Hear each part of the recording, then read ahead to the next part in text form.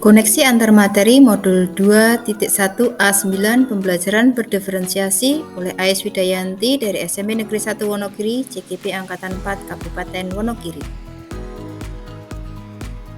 Pengertian pembelajaran berdiferensiasi, usaha untuk menyesuaikan proses pembelajaran di kelas untuk memenuhi kebutuhan belajar individu setiap murid. Pembelajaran berdiferensiasi adalah serangkaian keputusan masuk akal atau common sense yang dibuat oleh guru yang berorientasi pada kebutuhan murid. Keputusan yang diambil terkait tujuan pembelajaran yang didefinisikan secara jelas, bagaimana guru menanggapi atau merespon kebutuhan belajar murid, lingkungan belajar yang mengundang murid untuk belajar, kemudian manajemen kelas yang efektif, penilaian yang berkelanjutan. Ciri-ciri atau karakteristik pembelajaran berdiferensiasi. 1. Lingkungan belajar yang mengundang murid untuk belajar. 2. Kurikulum memiliki tujuan pembelajaran yang didefinisikan secara jelas. 3. Terdapat penilaian berkelanjutan. 4. Guru menanggapi atau merespon kebutuhan belajar murid. 5. Manajemen kelas yang efektif. Kebutuhan belajar murid, pembelajaran berdiferensiasi harus berakar pada pemenuhan kebutuhan belajar murid dan bagaimana guru merespon kebutuhan belajar berdasarkan 3 aspek, yaitu kesiapan belajar murid atau readiness, 2. Minat belajar, 3. Profil belajar murid. Kesiapan belajar murid atau readiness. Kesiapan belajar adalah kapasitas untuk mempelajari materi baru. Sebuah tugas yang mempertimbangkan tingkat kesiapan murid akan membawa murid keluar dari zona nyaman mereka. Namun, dengan lingkungan belajar yang tepat dan dukungan yang memadai, mereka tetap dapat menguasai materi baru tersebut.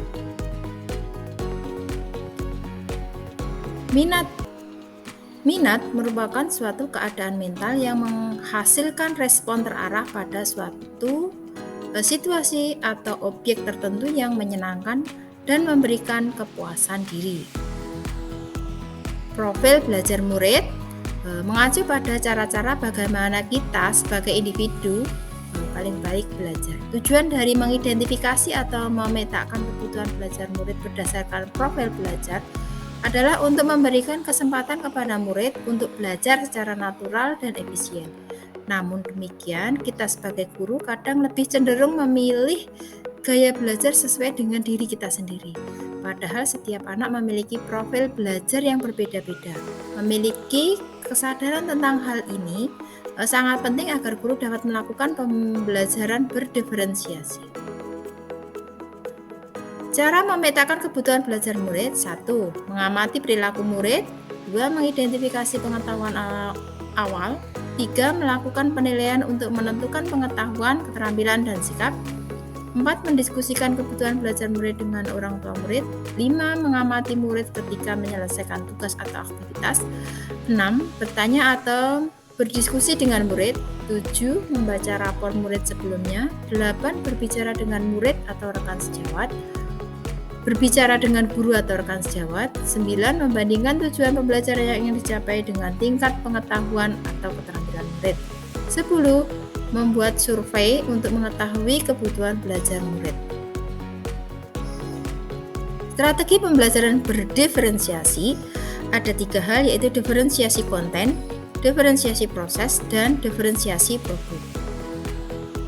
Diferensiasi konten berkaitan dengan apa yang diajarkan pada murid dengan mempertimbangkan pemetaan kebutuhan belajar murid, baik itu dalam aspek kesiapan belajar, aspek minat murid, aspek profil belajar murid, atau kombinasi dari ketiganya. Diferensiasi proses berkaitan dengan proses kegiatan belajar mengajar KBM yang dilaksanakan oleh guru. Dalam proses ini, guru perlu memahami apakah murid akan belajar secara berkelompok atau mandiri. Diferensiasi produk berkaitan dengan produk yang akan dihasilkan oleh siswa. Produk yang dimaksud ini merupakan hasil pekerjaan atau unjuk kerja yang harus ditunjukkan pada guru. Produk adalah sesuatu yang diwujudkan, bisa berupa karangan, tulisan, presentasi, video, pidato, rekaman, diagram, dan lain sebagainya. Yang penting, produk ini harus mencerminkan pemahaman murid yang berhubungan dengan tujuan pembelajaran yang diharapkan kebutuhan belajar siswa. Peran penilaian dalam pembelajaran berdiferensiasi, yang pertama ada assessment of for learning. Penilaian dilakukan selama proses pembelajaran, biasanya digunakan sebagai dasar untuk melakukan perbaikan proses belajar mengajar. 2. Assessment of learning, penilaian yang dilaksanakan setelah pembelajaran. Kemudian yang ketiga, assessment of as learning, penilaian sebagai proses belajar dan melibatkan murid secara aktif dalam kegiatan penilaian.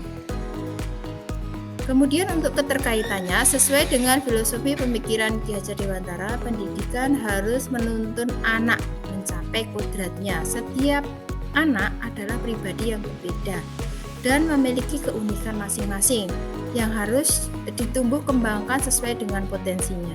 Guru harus menjadi sosok pamong yang memberi arahan dan menuntun agar anak tidak kehilangan arah dan membahayakan dirinya.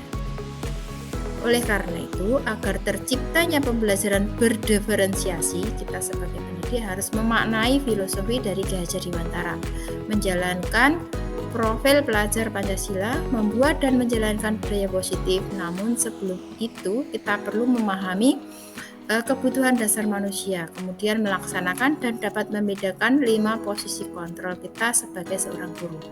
Dari beberapa keterkaitan ini, jika bisa kita terapkan dalam dunia pendidikan, insya Allah anak didik kita akan dapat berubah menjadi pribadi yang lebih baik. Demikian keterkaitan materi dari saya. Terima kasih. Semoga bermanfaat.